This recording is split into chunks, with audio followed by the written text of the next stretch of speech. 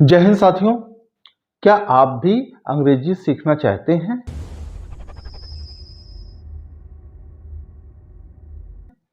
पर आपने इस भ्रम को पाल रखा है कि आप एक अच्छे स्कूल से नहीं पढ़े हैं या आपको एक अच्छा वातावरण नहीं मिल पा रहा है, आपके पास अच्छे दोस्त यार नहीं हैं जो आपसे इस भाषा में बातचीत कर पाते।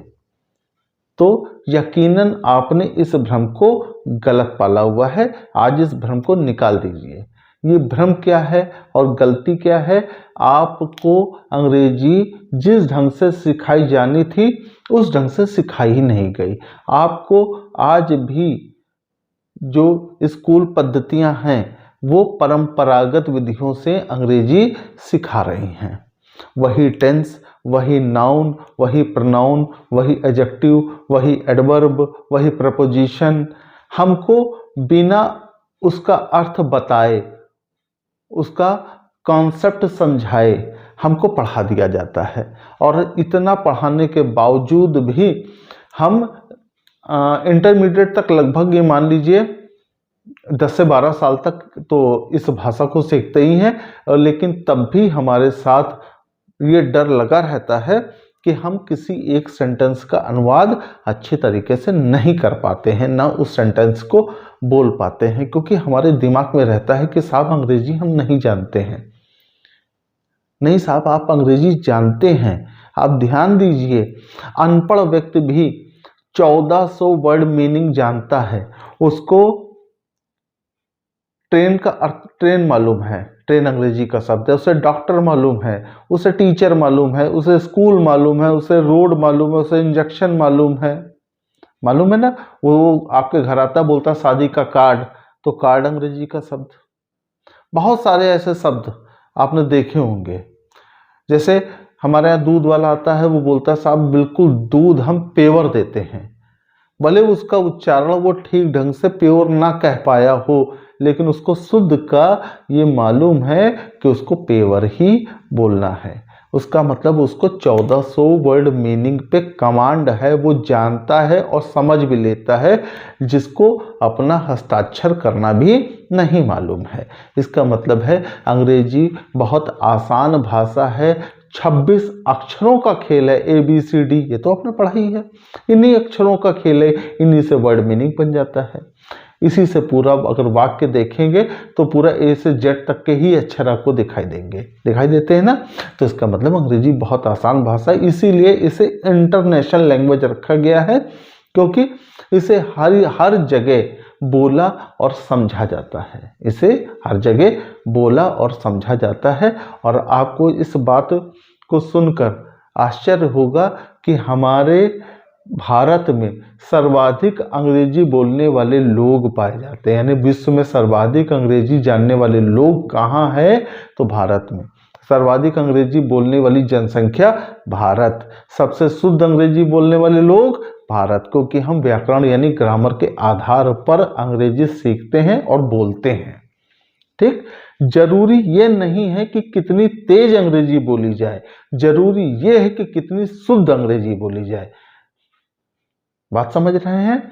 कितनी शुद्ध तरीके से बोलते हैं। अगर आप बहुत धीरे धीरे शुद्ध अंग्रेजी बोलते हैं तो आप एक शिक्षित युवक में गिने जाएंगे। अगर आप ऊट पटांग आए बाएं साएं बक रहे हैं और आपको लगता है आप अंग्रेजी बोल रहे हैं, तो ये आपका भ्रम है। तो किसी भी भाषा को बोला जाए तो उसे सुंदर तरीके से व्याकरण के साथ बोला जाए, तो वो अच्छी बात है। सिर्फ समझाना ही महज स्थान नहीं रखता है।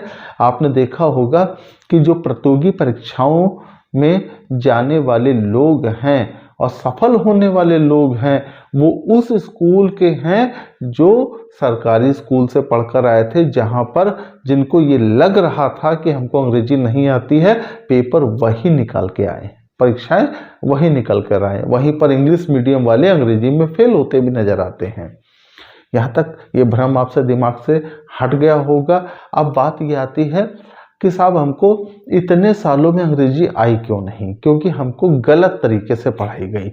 हमको सबसे पहली बात क्या बताई गई, हमने एक दिमाग में बात रखते हैं, क्या रखते हैं कि हमको सेंटेंस लेना है और उसका अनुवाद कर देना है।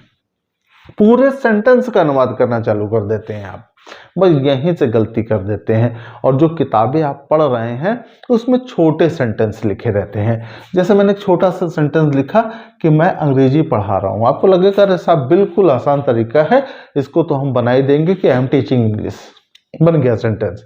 फिर उसके बाद अगले सेंटेंस आपको इसी तर्ज पर, इसी आधार पर बहुत सारे सेंटेंस आपको दिखाई देंगे। मम्मी खाना बना रही है, राम पढ़ रहा है, मेरे पापा अखबार पढ़ रहे हैं, मैं पानी पी रहा हूँ, वो सो रहा है, वो गाली दे रहा है, वो क्रिकेट खेल रहा है, मेरा दोस्त यहाँ आ रहा है। इस टाइप के तो आपने सेंटेंस बहुत अच्छे तरीके से बना लिए।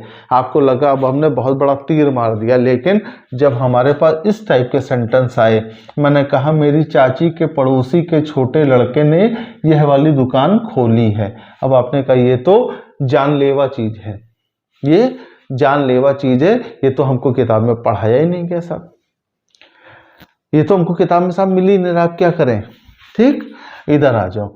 हम में से 10% लड़कियों को ये काम करना पड़ रहा था। अब आपने कहा ये भी सब बड़ी बवाल वाला चीज है।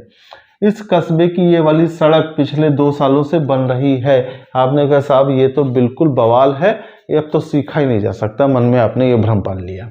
नहीं साहब, आपको सिखाया नहीं गया। क्या नहीं सिखाया गया, सबसे इस बात पर बात कर लेते हैं। हमको ये बताया गया कि कोई भी वाक्य हम बनाते हैं तो उसमें सबसे पहले सब्जेक्ट होता है, फिर हेल्पिंग वर्ब होती है, फिर एक मेन वर्ब होती है और फिर एक ऑब्जेक्ट होता है। आपको इतनी बात बताई गई। ठीक, अब यही तो बात बताई गई ना। अगर आपको बिल्कुल भी ये सब नहीं मालूम है तो सिर्फ सुन लीजिएगा मेरी बात, किताबें मत पलटिएगा। ठीक, और सिर्फ ध्यान से देखिएगा। हमको सब्जेक्ट का मतलब साहब मास्टरों ने, अध्यापकों ने ये बता दिया, सब करता होता है, करने वाला होता है। जो को ये देखो कि ये काम कौन कर रहा है, बस तुरंत वही सब्जेक्ट होता है। ये हमने दिमाग में बैठा लिया और ये गलत बैठा लिया। अरे भाई, करता होता तो उसका मीनिंग यहाँ डूअर होता, करने वाला होता। यहाँ पे सब्जेक्ट का अर्थ मेरे दोस्त विषय होता है। क्या होता है? विषय होता है। सब्जेक्ट का अर्थ विषय। विषय का मतलब है किस विषय के बारे में बात हो रही है। अब मास्टर के हिसाब से यानी अध्यापक के हिसाब से तो आप ये कहेंगे साहब मैं मास्टर अध्यापक क्यों कह रहा हूँ, अब मुझे बिल्कुल तमीज नहीं है, मुझे थोड़ा बहुत ज्ञान है, वही मैं पढ़ाने का प्रयास कर रहा हूँ। ठीक है, और मैं आपसे कल्पना यही करूँगा, उम्मीद यही करूँगा कि इस भाषा को सीखने के बाद आप, जब तक आपसे कोई इस भाषा का प्रयोग ना करें तब तक आप इस भाषा का प्रयोग ना करें, क्योंकि ये भाषा सिर्फ बातचीत का माध्यम है। आपको किसी को सभ्य और असभ्य करने का अधिकार नहीं देती है।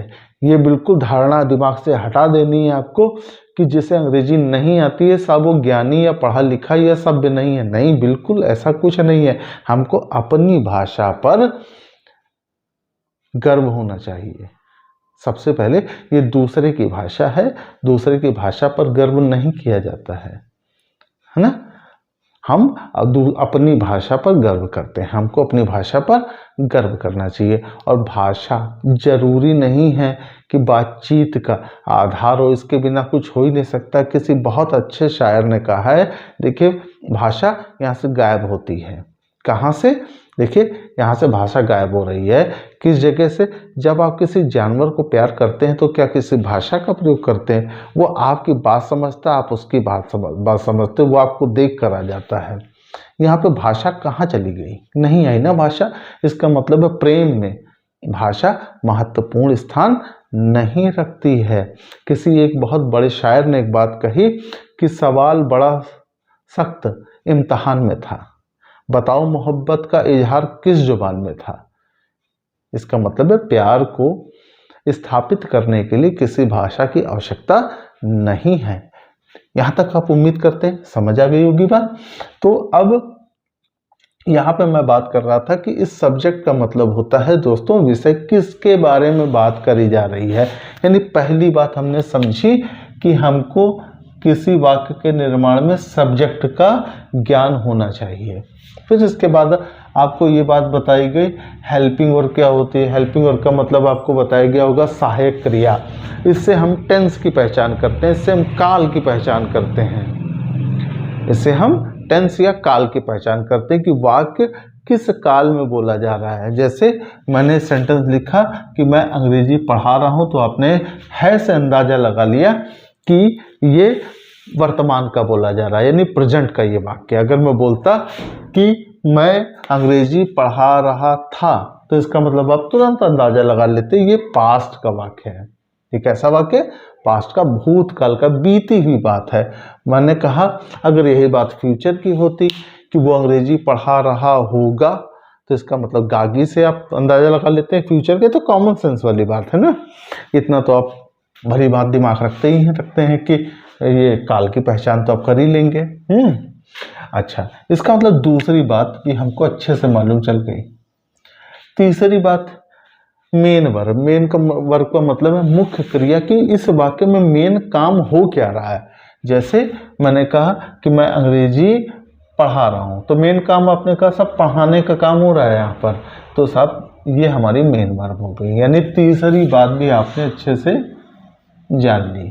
ठीक भाई, और बस 3 ही बात जाननी है आपको। सिर्फ क्या जानना है? 3 बात, और बाकी सब बातें पीछे लगा देनी है।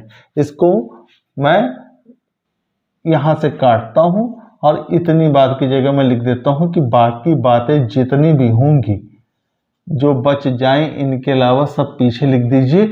इसका मतलब है चौथी जो बात हमारी तैयार होती है कि जो बाकी इनके अलावा बच जाता है वो सब पीछे लिख देते हैं और हमारा एक वाक्य बनकर तैयार हो जाता है। क्या बन जाता है? एक वाक्य बनकर तैयार हो जाता है। इसका मतलब है कि अगर हमको सब्जेक्ट का अच्छे से ज्ञान है और हेल्पिंग वर्ब का ज्ञान है, मेन वर्ब का ज्ञान है, तो बाकी जो बच जाए सब पीछे रखिए और एक आपका सेंटेंस बन गया। चाहे उसे लिख दीजिए और चाहे बोल दीजिए, चाहे लिख दीजिए और चाहे बोल दीजिए। ठीक भाई, तो कुल मिला के हमको जो क्लासेस स्टार्ट करनी है, क्लासेस समझनी है, क्या समझनी है? हमको विषय यानी सब्जेक्ट, सबसे पहले हमको सब्जेक्ट बनाना सीखना है कि सब्जेक्ट कितने कितने तरीकों से बन सकता है। दिमाग में आपने बैठा लिया कि वाक्य में हमको देखना है, जिस वाक्य को बोलना है या लिखना है, वो सबसे पहले देखना है कि हमको किसके बारे में बात हो रही है। तो अब जैसे आओ यहाँ पर छांटते हैं, देखते हैं इस वाक्य में सब्जेक्ट क्या है। मेरी चाची के पड़ोसी के छोटे लड़के ने यह दुकान खोली है। सब किसके बारे में बात हो रही है? तो हमने कहा आप कहोगे साहब तो दुकान के बारे में बात हो रही है। फिर एक दिमाग में एक प्रश्न उठेगा, नहीं दुकान के तो बारे में बात हो रही, किसने खोली है, ठीक, यानी किसके बारे में बात हो रही है। तो मैंने कहा मेरी चाची के पड़ोसी के छोटे लड़के ने, यानी ये पूरा का पूरा क्या बन गया? सब्जेक्ट है। ये पूरा का पूरा क्या है? सब्जेक्ट है। यहाँ तो कोई दिक्कत? अच्छा, इधर आ जाओ। हम में से 10% लड़कियों को यह काम करना पड़ रहा है। आपने कहा सब किसके बारे में बात हो रही है? जो ये काम कर रहा है जी, आज जिसे करना पड़ रहा है। तो हमने कहा हम में से 10% लड़कियों को, इसका मतलब ये हमारे वाक्य का क्या बन गया? सब्जेक्ट बन गया। आ जाओ फिर देखते हैं। इस कस्बे की यह वाली सड़क पिछले 2 सालों से बन रही है। हमने कहा भाई किसके बारे में बात हो रही है? हमने कहा भाई हमारे कस्बे के सड़क के बारे में बात हो रही है। इसका मतलब विषय क्या है? इस कस्बे की यह वाली सड़क। इसका मतलब है सर ये हमारा क्या बन गया? सब्जेक्ट। तो उम्मीद करें आप हिंदी वाले वाक्यों में ये पहचान गए कि सब सब्जेक्ट क्या है। तो जो हम लोग अब क्लासेस स्टार्ट करेंगे, आज की ये परिचय के लिए क्लास दी गई है कि हमको पढ़ना कहाँ से क्या क्या है। तो हमको सबसे पहले सब्जेक्ट बनाना सीखना है, जिसे हम लोग नाम देंगे सब्जेक्ट कोडिंग। क्लास का नाम क्या देंगे? Subject coding. कि कितने बड़े से बड़े सेंटेंस बनाए जा सकते हैं, यानी सब्जेक्ट कि सेंटेंस तो बना ही जा सकते हैं, लेकिन हमारा जो सब्जेक्ट है वो कितना बड़ा हो सकता है। अब जैसे मैं आपसे कहूँ, मेरी बातों में विचार करिए और तभी दूसरी क्लास पढ़िएगा कि आप पढ़ने क्या जा रहे हैं।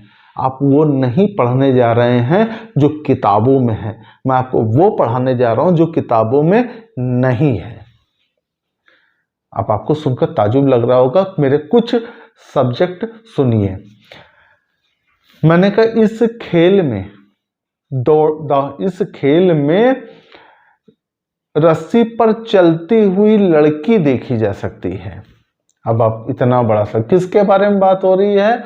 हमने कहा इस खेल में रस्सी पर चलती हुई लड़की के बारे में बात हो रही है ना? अच्छा, इस तरीके के सेंटेंस है ना। तो देखी जाए तो इस तरीके के सेंटेंस और वाक्य हम लोग करना सीखेंगे, लेकिन उससे पहले हम लोग सब्जेक्ट कोडिंग पे गौर करेंगे। उम्मीद करता हूँ मेरी बात आपको समझ आई होगी कि हम लोगों को सीखना कहाँ से है, क्या क्या सीखना है। अगर आप मेरे चैनल के नए मेहमान हैं तो चैनल को सब्सक्राइब करना ना भूलिए, और मैं गारंटी लेता हूँ कि आपको अंग्रेजी सिखा दूंगा। मुझको जितनी आती है, थोड़ी बहुत भी आती है, वो आपको मैं सिखाने का प्रयास करूँगा। हाँ, मुझको ये लगता है कि इतना तो हम आप मिलकर सीख लेंगे कि किसी पेपर को क्वालिफाई कर लेंगे और अच्छे तरीके से बोल लेंगे, और हम लोगों को कोई पकड़ नहीं पाएगा साहब कि आपने गलत बोला है, क्योंकि गलती का मौका देंगे ही नहीं। जितना आता है उसे बेहतर तरीके से सीखने का प्रयास करेंगे। तब तक के लिए इजाज़त, जय हिंद।